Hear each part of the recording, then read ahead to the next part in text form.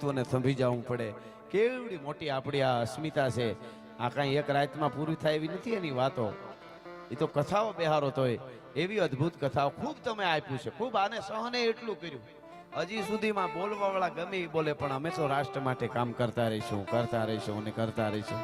એ ઉજળી સભ્યતા છે. ખાસ કરીને પરશુરામ ધામ બનાવવામાં અહીં મને થોડું લખેલું આપ્યું છે, એટલે સંપૂર્ણ મહેનત ડોક્ટર શ્રી પિયુષભાઈ વ્યાસ. જોરદાર તાળીએથી એકવાર આપણે વધાવીએ અમને.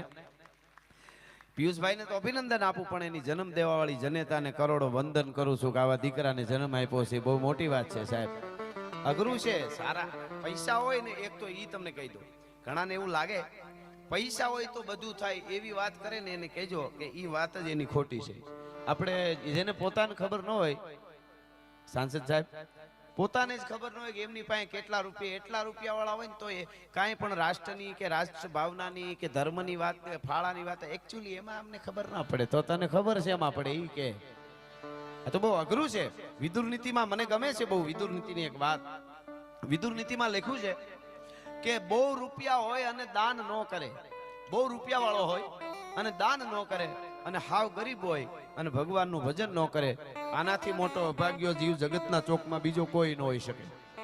એવી જ બીજી વાત, બહુ રૂપિયા હોય તોય ભગવાનનું ભજન કરે અને હાવ ગરીબ હોય છતાંય દાન કરે, આનાથી મોટો ભાગ્યશાળી જીવ જગતના ચોકમાં બીજો કોઈ ન હોઈ શકે.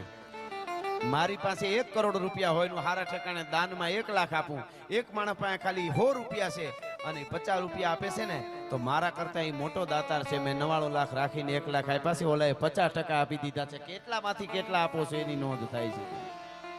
હા, એટલે એવું સરસ. અને બધાય મળીને આખી ટીમ, પિયુષભાઈની બધી ટીમ, બધાય સારા કામ કરવામાં ઘણા બધા ભેગા થાય ને ત્યારે માંડ પરિણામ આવે. બાકી કોકને વિખવાદ કે ભૂહી નાખવું હોય તો એક જણો ઘણો થઈ જાય. બે બાજુ ભડકા કરીને તાપતો હોય. ઘણા માણા રણની રેતી જવા હોય, સૂરજ આથમી જાય તોય ધગતા હોય, પગ ન મુકાય. હવે તો અંધારું થવા આવ્યું, હવે તો રેવા દે. ઘણા માણા બાવળ જેવા હોય, પોતાનામાં ફળ હારા ન આવે પણ આંબાના બગીચામાં વાયડું થી જ પીડ્યા હોય, આડા જાતા નહીં નકર હુળા હોહરવા જાય. કોકના ફળ તો ખાવા દે એમ.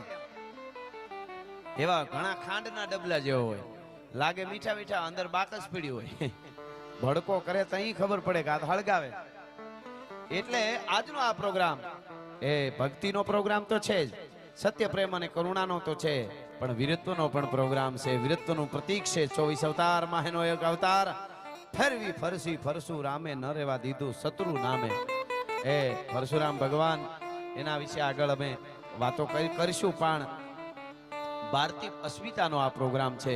આપ આજના હમણાં જ સાહેબે કીધું ને કે ભગવાન રામ આપણે પ્રતિષ્ઠા કરી, એનું બીજું વર્ષ, પહેલું વર્ષ ઉજવું, બીજું વર્ષ. હમણાં ગઈકાલે મારો પ્રોગ્રામ હતો અમદાવાદ, એવો એ પ્રતિષ્ઠાનો આપણે ધ્વજદંડ ફરકાવ્યો. અને મોદી સાહેબે કેટલા